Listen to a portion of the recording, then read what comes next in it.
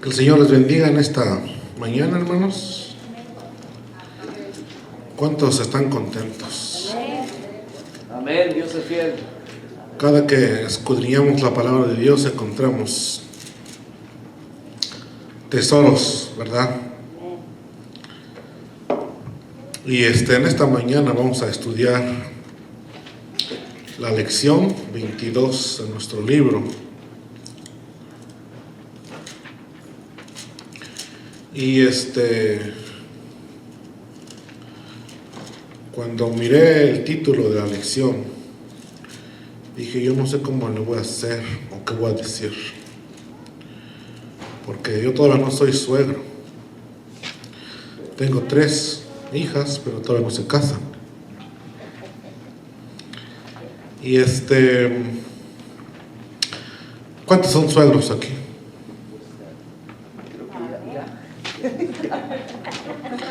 Todos somos jóvenes, ¿verdad? Amén. La lección de hoy se llama Consejeros, Suegros y Abuelos.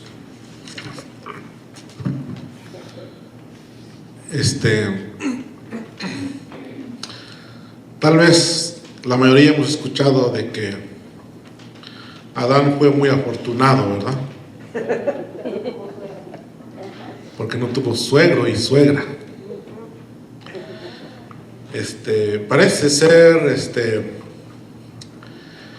que los suegros o la suegra y la nuera nunca se han llevado muy bien. Pero encontramos en la Biblia ejemplos de personas que fueron las mejores amigas o los mejores amigos entre nuera y suegra, y entre suegro y yerno. Y las experiencias que los adultos tienen sirven como un consejo para los jóvenes que todavía no pasan por donde los viejos ya pasaron. Y es muy interesante que nosotros, quizás que todavía no somos suegros, podamos aprender de aquellos que ya han pasado por eso. Vamos a estar leyendo, vamos a estudiar poquito acerca de la vida de Ruth. La vida de Ruth fue una moabita, no era del pueblo de Israel. Pero ¿cómo es que esta persona pudo llegar a ser parte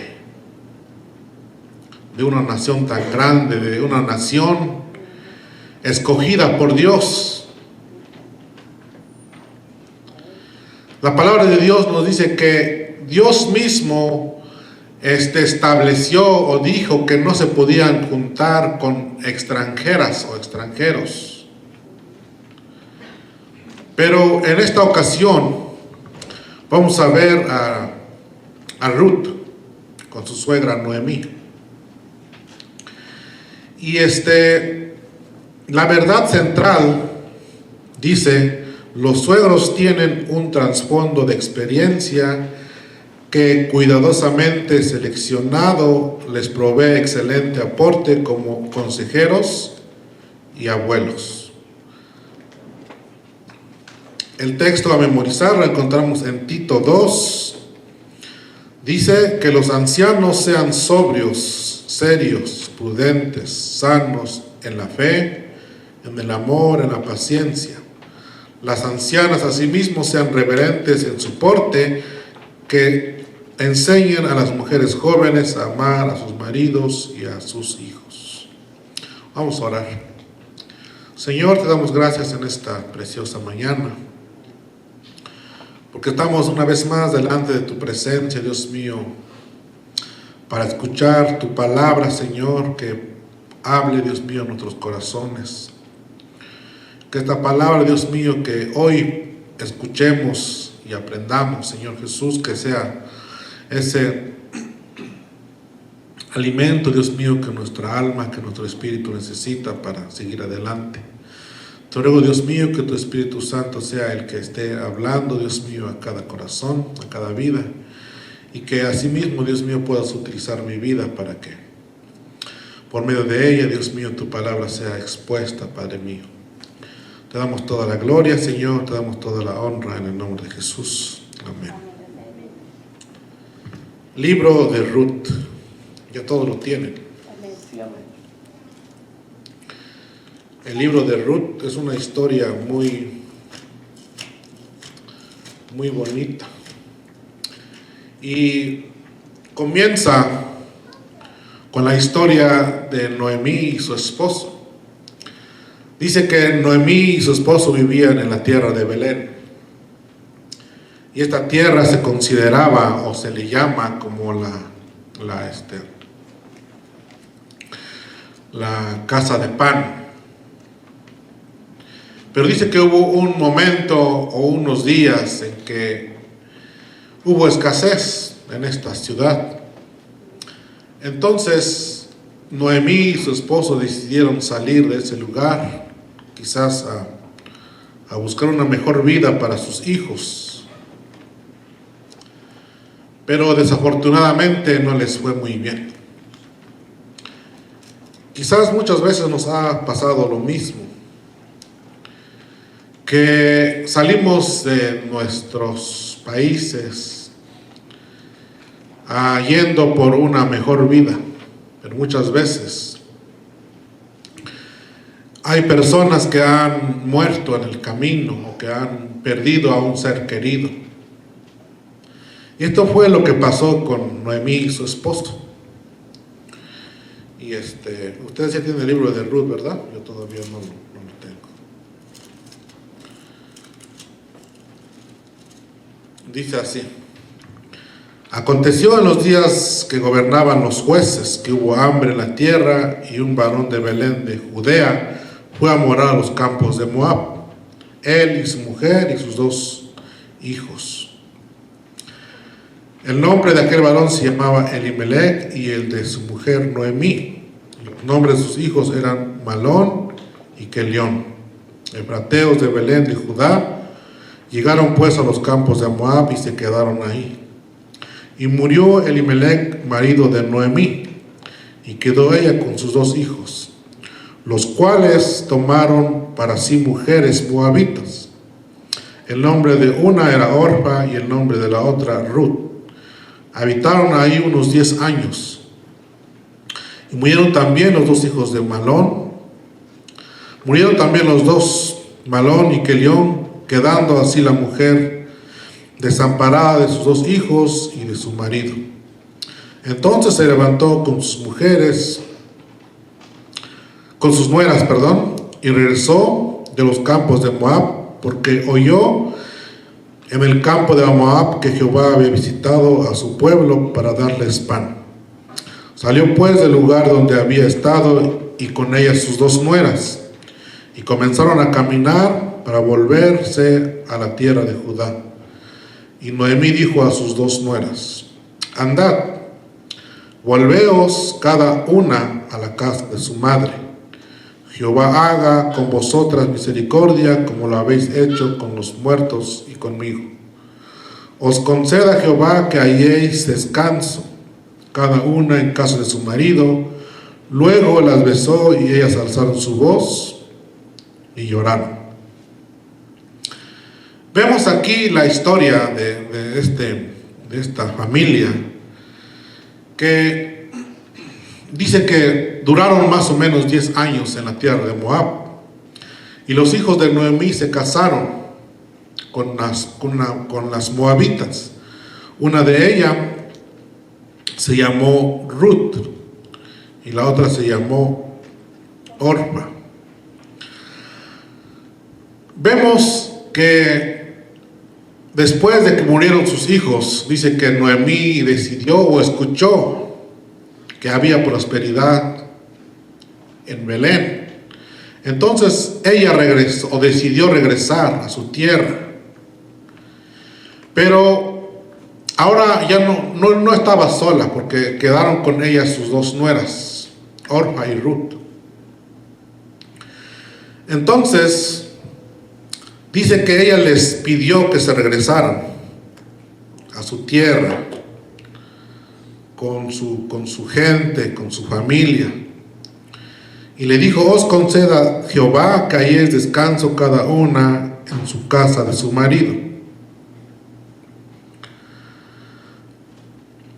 Noemí describió el matrimonio como un lugar de descanso. Os conceda Jehová que halléis descanso cada una en casa de su marido. La intención de Dios es que cada matrimonio sea un lugar y una fuente de descanso, paz y refrigerio para la vida.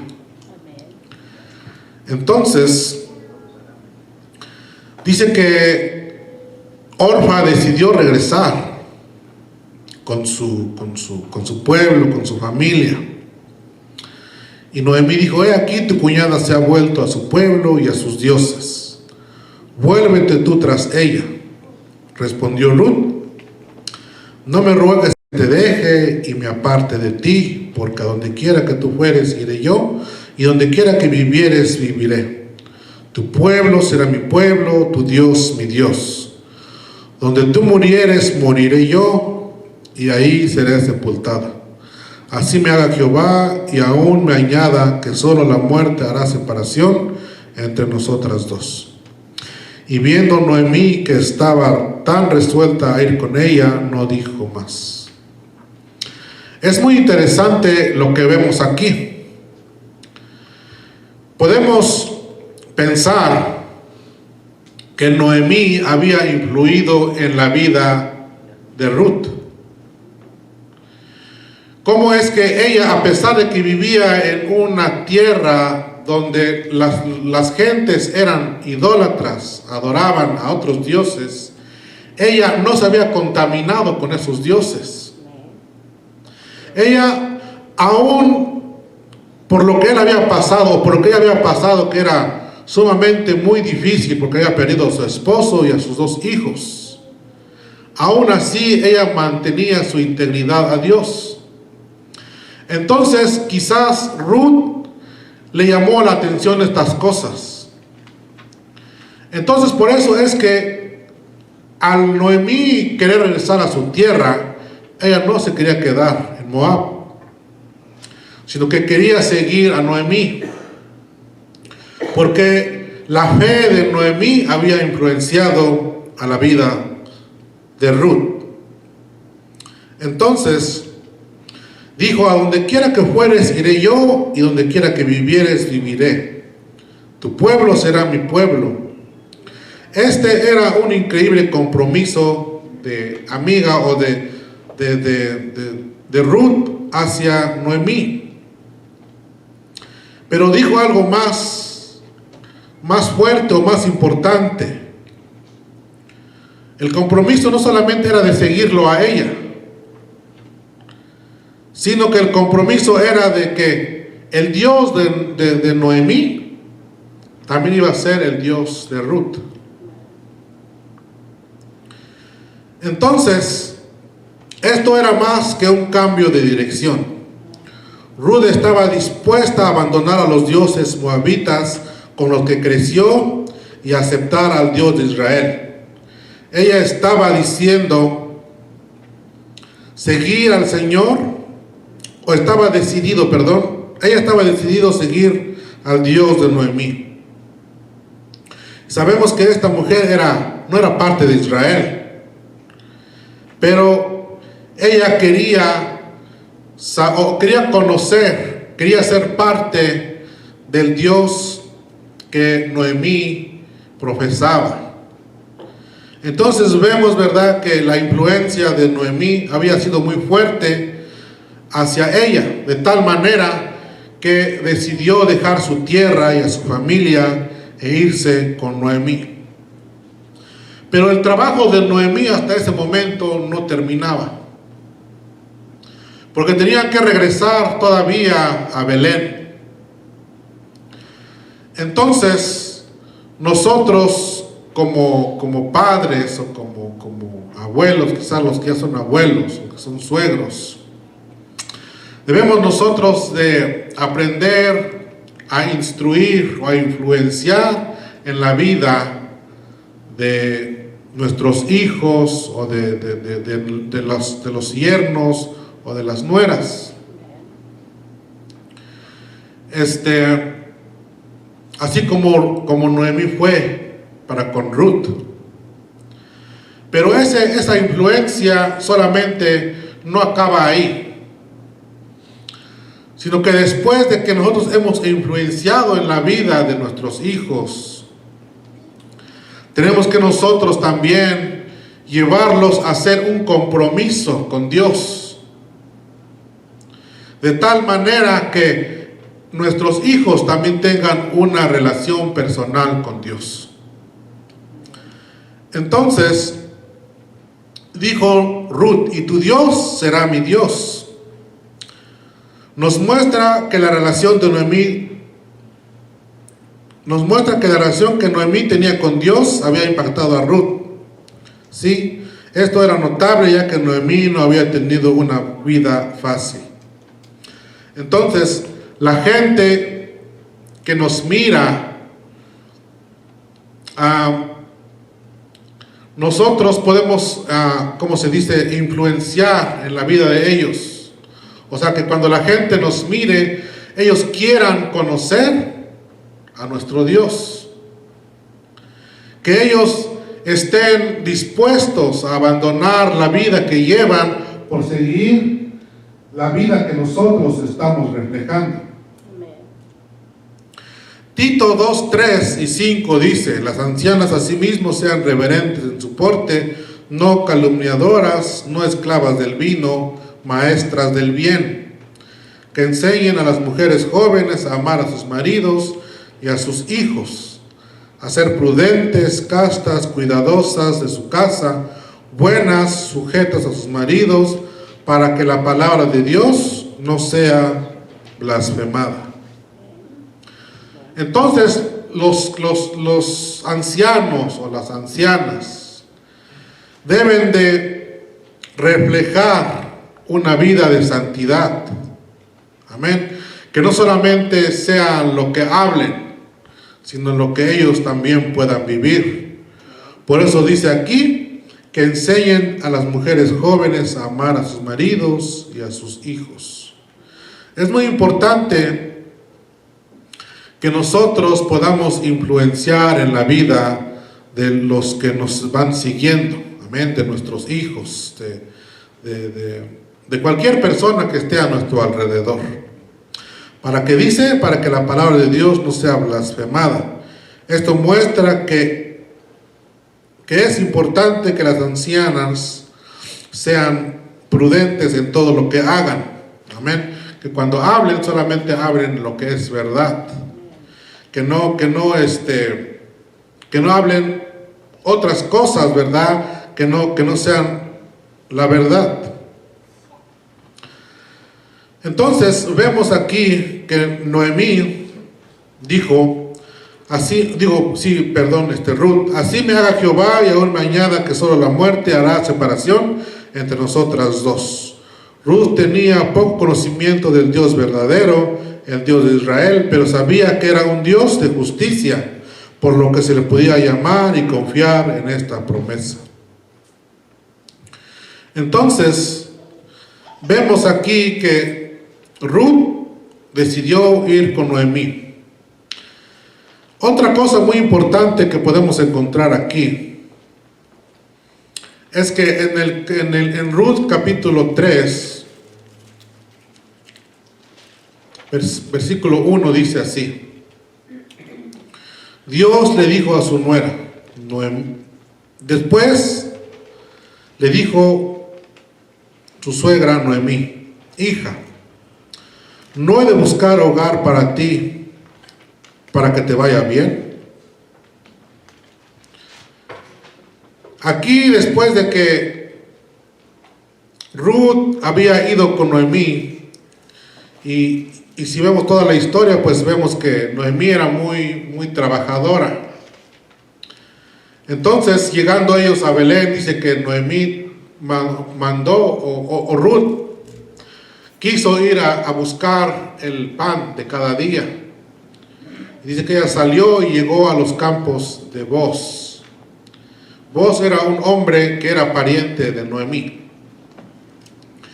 Entonces, vemos que Ruth no solamente se preocupaba por la vida espiritual Noemí no solamente se preocupaba por la vida espiritual de Ruth, sino también ella quería que encontrara un hogar. Que no solamente encontrara un esposo, ¿sí?, sino que encontrara un hogar. Dice aquí, donde Noemí esperaba que sus nueras encontraran descanso y seguridad en el hogar del nuevo esposo, lo que vimos primeramente en Ruth 9. Esta palabra dice que habla de lo que debería ser un hogar, un lugar de descanso y seguridad. Después de que Noemí había influenciado en la vida de Ruth, ahora ella se preocupaba por encontrarle un lugar seguro donde ella pudiera encontrar la felicidad, el descanso y la seguridad.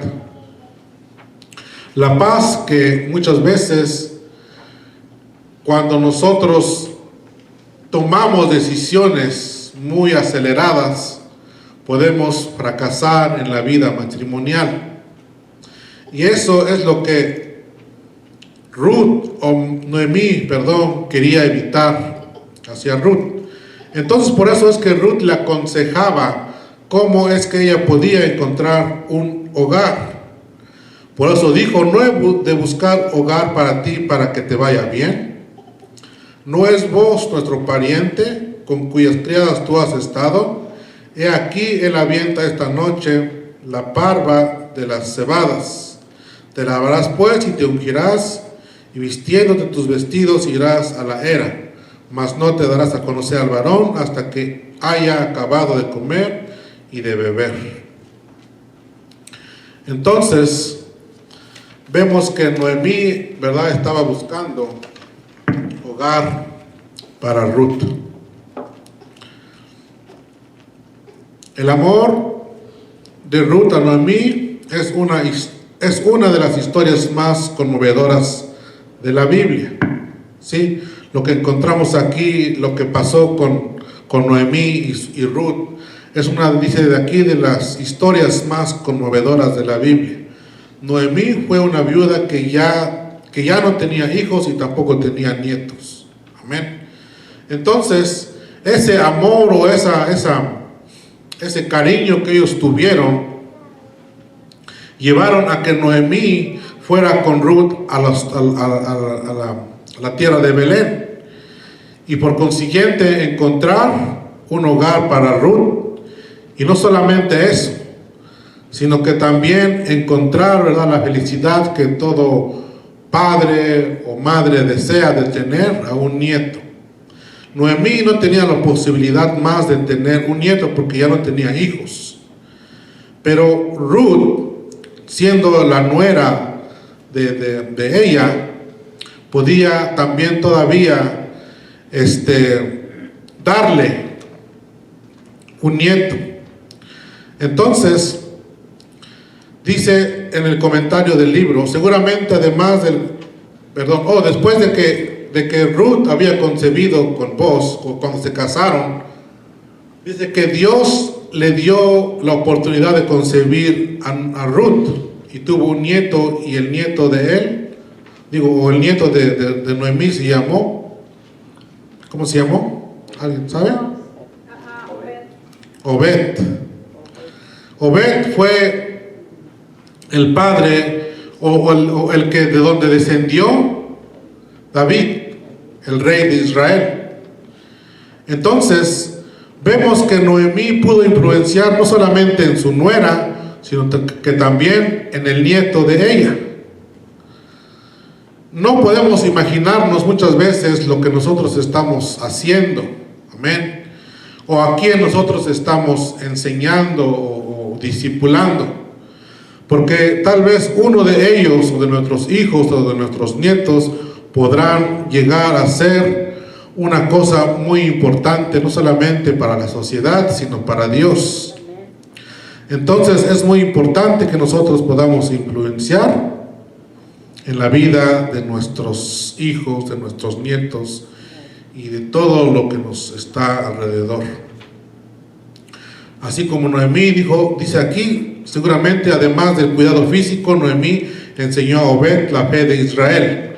Obed fue el abuelo de David y el rey de Israel, de quien Cristo mismo desciende.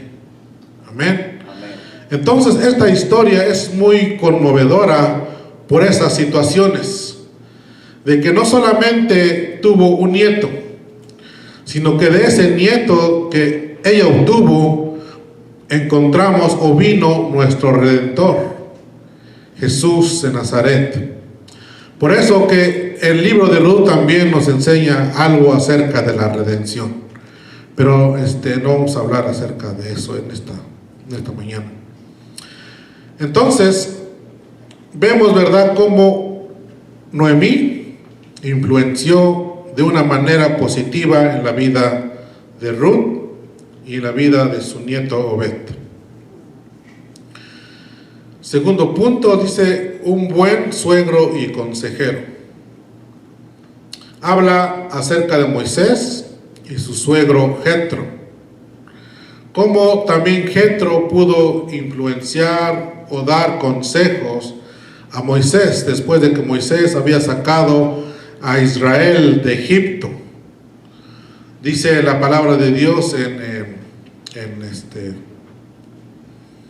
Éxodo 18, si lo pueden buscar, Éxodo 18 en su capítulo 1, versículo 1.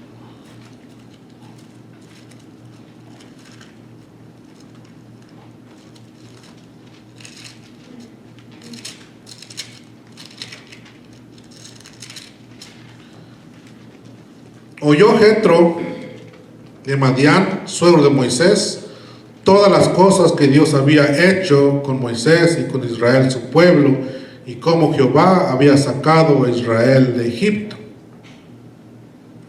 Aquí en el capítulo 18, versículo 1, dice que Jetro oyó las cosas que había hecho Dios con Moisés, y cómo es que Dios había sacado a Israel de la tierra de Egipto. Sabemos que Moisés, después de que salió de Egipto, dice que llegó a la tierra de Madián y ahí conoció a su esposa y a su suegro Jetro. Se dice que Jetro era descendiente de Abraham. Cuando murió Sara, Abraham se volvió a casar. Y de esta relación nació los descendientes que son ahora Jetro, los de Madián. Entonces, probablemente Jetro, muchos comentaristas dicen que Jetro era sacerdote de Jehová, porque había conocido acerca del Dios de Abraham. Entonces, vemos que dice aquí que oyó Jetro, sacerdote de Madián, suegro de Moisés, todas las cosas que Dios había hecho con Moisés y con Israel y su pueblo, y cómo había sacado a Israel de Egipto. Y tomó Jetro, suegro de Moisés, a Séfora, su mujer, después que él le envió, y a sus dos hijos. El uno se llamaba Gersón, porque dijo, forastero he sido en tierra ajena. Y el otro se llamaba Eliezer, porque él dijo, el Dios de mi padre me ayudó y me libró de la espada de Faraón. Y Jetro, el suegro de Moisés, con los hijos y la mujer de este, vino a Moisés en el desierto, donde estaba acampando junto al monte de Dios. Y dijo Moisés, yo, tu suegro Jetro, vengo a ti con tu mujer y sus dos hijos con ella. Y Moisés salió a recibir a su suegro, y se inclinó y lo besó. Y se preguntaron el uno al otro cómo estaban, y vieron y vinieron a la tienda. Y Moisés contó a su suegro todas las cosas que Jehová había hecho a Faraón, a los egipcios, por amor de Israel, y todo el trabajo que había pasado en el camino, y cómo los había librado Jehová. Y se alegró Jetro de todo el bien que Jehová había hecho a Israel, al haberlo librado de la mano de los egipcios. Y Jetro dijo: bendito sea Jehová, que os libró de la mano de los egipcios y de la mano de Faraón, y que libró al pueblo de la mano de los egipcios.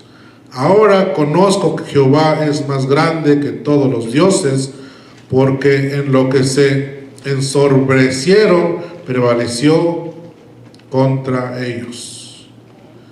En el versículo 1 dice: oyó Jetro. Y en el versículo 11 dice: ahora conozco que Jehová es más grande que todos los dioses. ¿Por qué? Porque habían tenido una conversación con Moisés, y dice que Moisés contó todas las cosas que habían sucedido durante el camino. Quizás le empezó a hablar acerca de cuando salieron de Egipto, ¿verdad? Y cuando llegaron al Mar Rojo y que no podían pasar.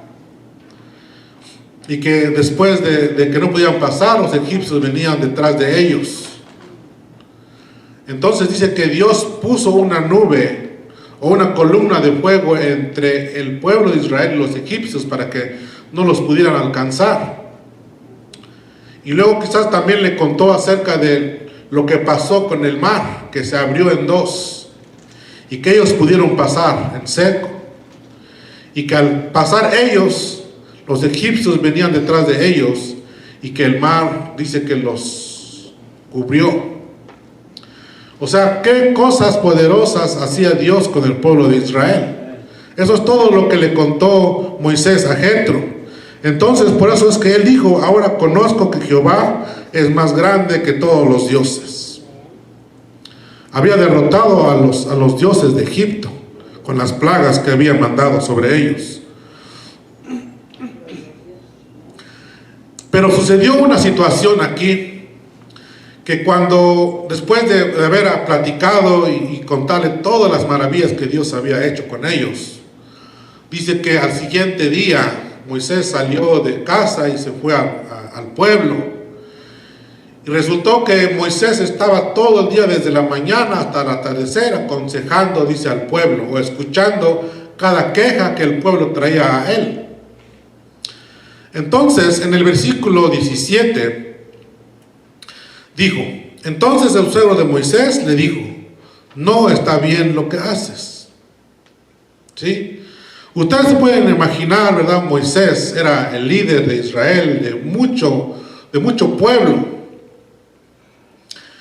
Y entonces, y que su suegro le dijera: no está bien lo que haces. 18 dice: desmayarás del todo, tú y también este pueblo que está contigo, porque el trabajo es demasiado pesado para ti y no podrás hacerlo tú solo. 19 dice: oye ahora mi voz, yo te aconsejaré y Dios estará contigo. Está tú por el pueblo delante de Dios y somete tú los asuntos a Dios. Y enseña a ellos las ordenanzas y las leyes y muéstrales el camino por donde deben de andar y lo que han de hacer. Estamos en la unidad de relaciones entre los miembros de la familia. Entonces, esta palabra lo podríamos aplicar a nuestros hijos.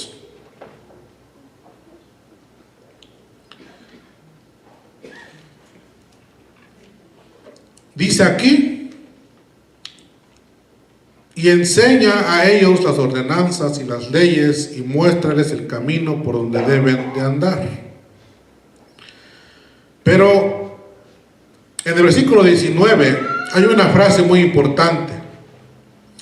Y dice así: está tú por el pueblo delante de Dios. Esta frase, está tú por el pueblo delante de Dios, significa o quiere decir que no solamente enseñara con sus palabras, sino que él pudiera ser ejemplo de lo que enseñaba.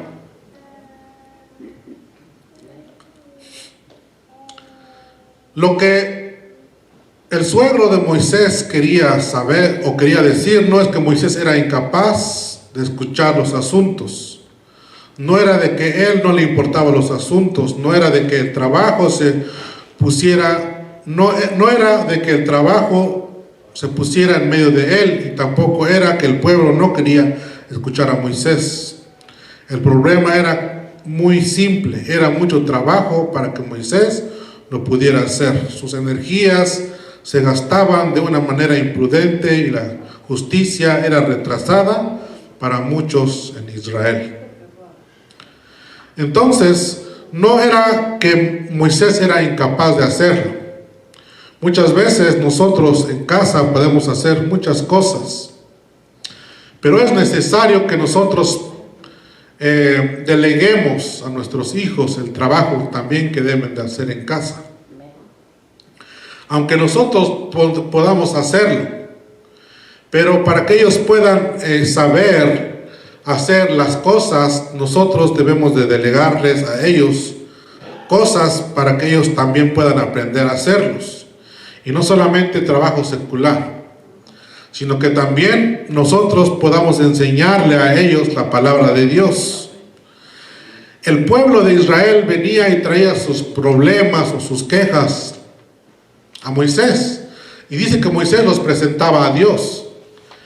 Pero lo que su suegro quería hacer es que el pueblo también conociera cuál eran las ordenanzas o los estatutos de Dios. De esa manera ellos tendrían una vida más fácil. Si el pueblo aprendía las ordenanzas de Dios, no hubieran tantos problemas, no hubieran tantas quejas. Amén. Porque el mismo pueblo tendría, ¿verdad?, el conocimiento de las ordenanzas y de las leyes de Dios. Esto mismo lo dijo Pablo cuando habló a los tesalonicenses. Dice: por lo demás, hermanos, os ruego y exhortamos al Señor Jesús, que de la manera que aprendisteis de nosotros cómo os conviene conducirnos y agradar a Dios, así abundéis más y más. ¿Sí? Está hablando acerca de del conocimiento de la palabra de Dios.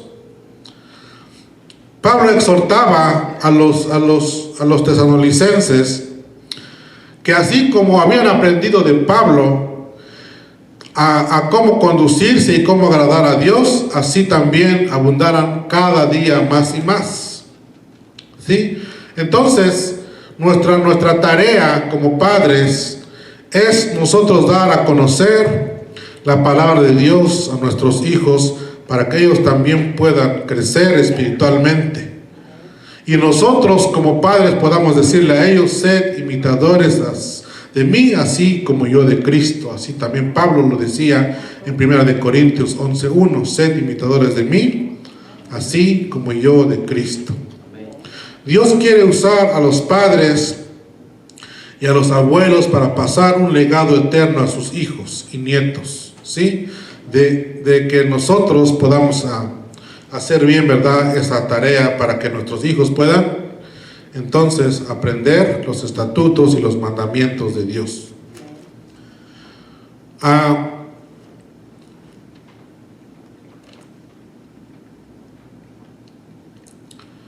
Entonces vemos cómo Jetro aconsejó y enseñó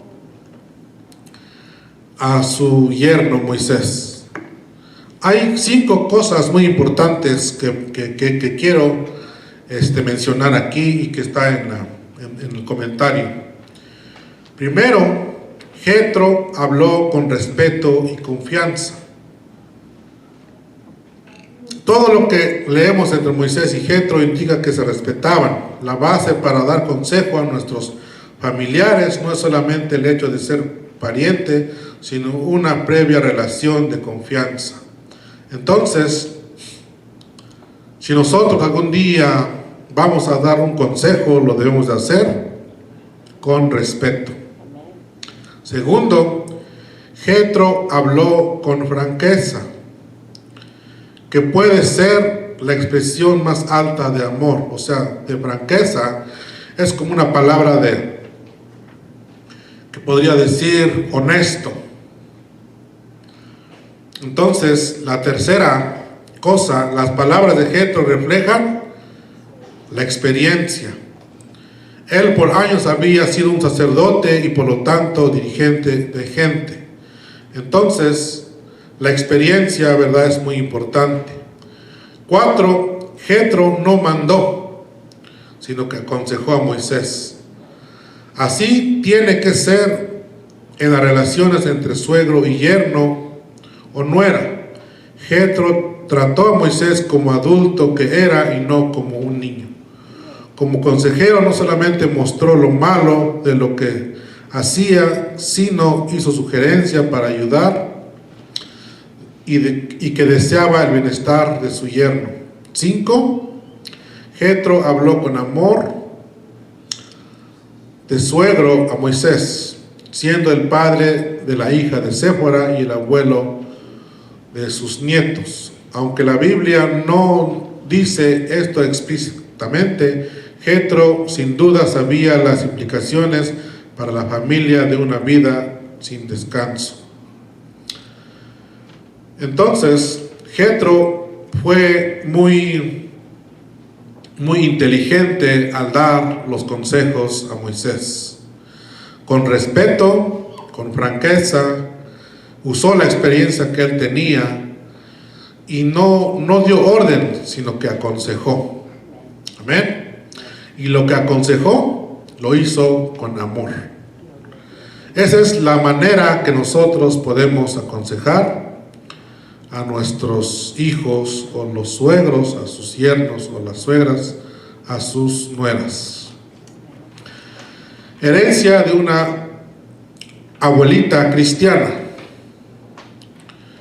Muchas veces nosotros tenemos la idea de que si nosotros dejamos una buena herencia a nuestros hijos, es una buena casa o un buen carro, una buena educación.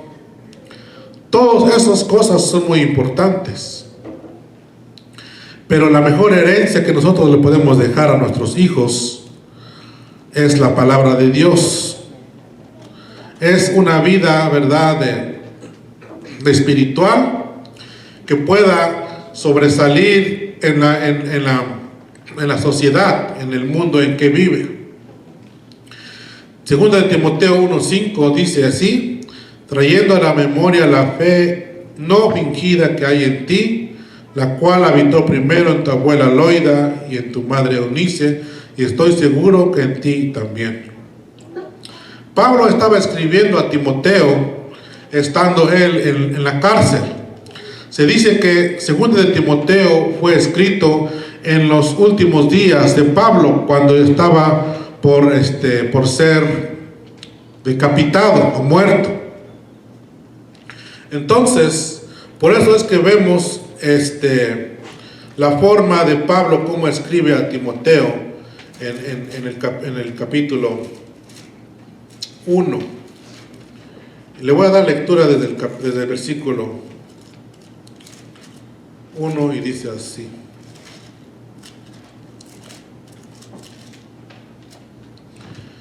Pablo, apóstol de Jesucristo, por mandato de Dios nuestro Salvador y del Señor Jesucristo, nuestra esperanza, a Timoteo, verdadero hijo en la fe, gracia, misericordia y paz de Dios, nuestro Dios y nuestro Padre, y de Cristo Jesús nuestro Señor. Como te rogué que te quedases en Éfeso cuando fui a Macedonia, para que mandases a algunos que no enseñasen diferente doctrina, ni presten atención a fábulas y genealogías interminables que acarrean disputas, más bien que edificación de Dios, que es por fe. Así te encargo ahora, pues, estoy en primera. Es en segunda de Timoteo, perdón. Pablo, apóstol de Jesucristo por la voluntad de Dios, según la promesa de la vida que es en Cristo Jesús, a Timoteo, amado hijo, gracia, misericordia y paz de Dios y Padre de Jesucristo nuestro Señor. Doy gracias a Dios, el cual sirvo desde mis mayores con limpia conciencia, de que sin cesar me acuerdo de ti en mis oraciones noche y día, deseando verte al acordarme de tus lágrimas para llenarme de gozo. Atrayendo a la memoria la fe no fingida que hay en ti, la cual habitó primero en tu abuela Loida y en tu madre Eunice, y estoy seguro que en ti también. Entonces Pablo estaba escribiendo a Timoteo, pero estaba haciendo una referencia muy importante. Y le dijo aquí, trayendo a la memoria la fe no fingida que hay en ti, la cual habitó primero en tu abuela Loida y en tu madre Eunice. Esto era una fe no fingida. O sea, que no era que la fe no era fingida, sino era una fe auténtica, que no era solamente de palabras, sino que también lo demostraba con sus hechos. Dice aquí, no conocemos mucho acerca de la historia de la abuelita de Timoteo, pero sabemos por la palabra de Dios que ellos habían creído en Jesús, que había resucitado de los muertos, y que esa fe la había transmitido a su hija, y por consiguiente también había transmitido esa fe a su nieto, a Timoteo.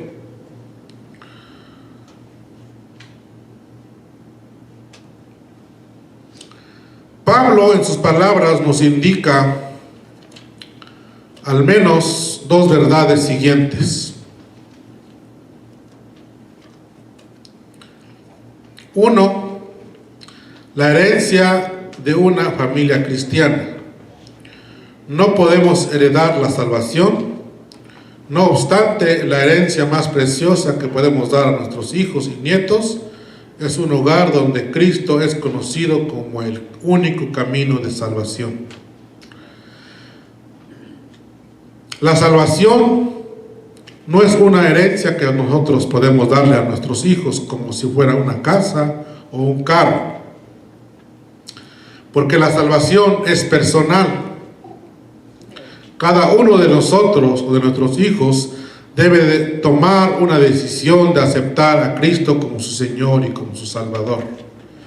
Entonces, la herencia que nosotros le podemos dejar a ellos es cómo ellos pueden llegar también a aceptar a Jesús como su Señor y Salvador.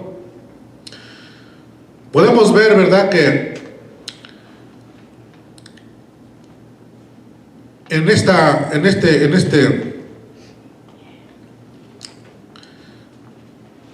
lectura que estamos leyendo, que la abuela de Timoteo había dado esa herencia espiritual a su nieto, porque Pablo lo reconocía de esa manera. Dice, atrayendo a la memoria la fe no fingida que hay en ti. ¿Sí? ¿De quién lo había aprendido? De su abuela y de su madre. Entonces, esa es la herencia de una familia cristiana. La otra fue una fe genuina, no fingida. Algunos abuelos y padres dan la tradición de la fe cristiana, pero les niegan la herencia de un testimonio vivo en Cristo. ¿Sí? ¿Qué quiere decir? Que muchas veces no somos ejemplos de nuestra fe, sino que solamente queremos que ellos aprendan acerca de lo que nosotros decimos, pero con nuestro ejemplo nosotros no le estamos dando esa herencia, sino que solamente decimos, pero no cumplimos. Entonces nuestra fe debe de ser una fe genuina para que ellos puedan seguir también nuestro ejemplo. 3, una fe personal. Pablo estaba seguro de que la fe vibrante de la abuelita y de la madre estaban en Timoteo también. El testimonio de una familia cristiana debe aumentarla más con cada generación. Hace 15 días estábamos hablando de qué mundo estábamos dejando a nuestros hijos y cómo ellos podrían enfrentar al mundo que ellos les tocara vivir.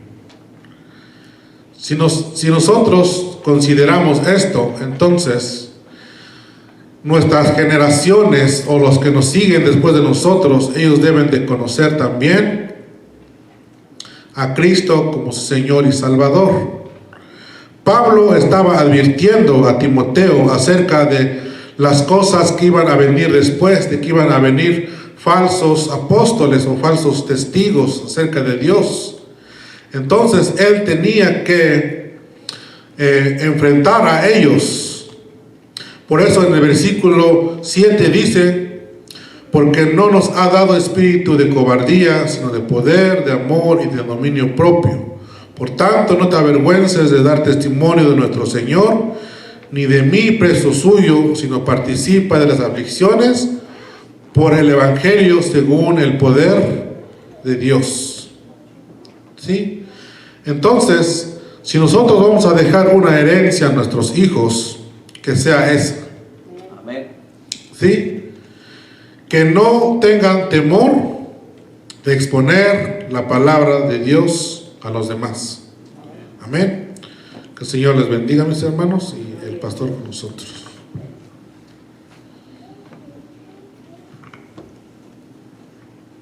Gracias, hermano. Toda esta serie que hemos estado viendo de lecciones tiene que ver con, relacionado con la familia, esposo, esposa, hijos, ahora abuelos, ¿verdad? Pero todo eso nos recuerda siempre la gran responsabilidad que tenemos para nuestros hijos y aún para cuando llegue el tiempo, los que todavía no somos abuelos, ¿verdad? Poder dar esos consejos y ser ejemplo para ellos.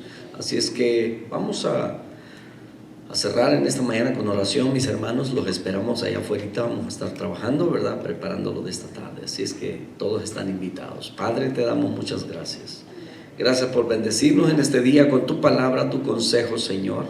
Que no solamente sea atesorado en nuestro corazón, sino que llevado a la práctica, mi Dios amado, podamos cada vez más, Señor, aprender y recordando lo que ya sabemos, Señor, y sobre todo reflexionar acerca de la gran importancia y responsabilidad que es para dejárselas a nuestros hijos y posteriormente a los nietos, Padre. Gracias, bendito Señor, por esos ejemplos bíblicos en los cuales podemos ver unas relaciones tan hermosas entre suegros, yernos, nueras, suegros. Gracias te damos, bendito Dios. A ti sea la honra y la gloria en Cristo Jesús. Amén.